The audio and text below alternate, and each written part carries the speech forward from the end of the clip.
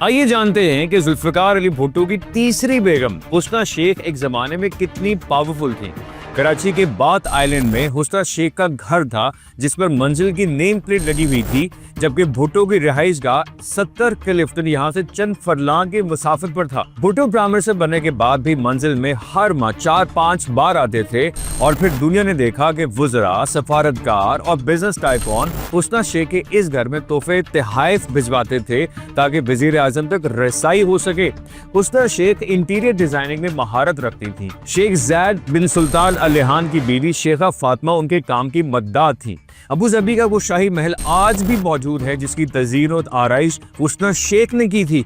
जलजा के martial law ने बसात उलट दी। हुस्ना लंदन में अपने शौहर को बचाने के लिए लॉबिंग करने लगी। इस दौरान मुर्तज़ा भुट्टो की अपनी सौतेली वालिदा से कई मुलाकातें हुई। हुस्ना शेख ने लंदन के मशहूर वकील जॉन मैथ्यूज की खिदमत हासिल की, जो लाहौर हाई कोर्ट में भुट्टो का मुकदमा लड़ना चाहते थे, लेकिन जनरल ज़िया की तरफ से इजाजत नामा ना मिला।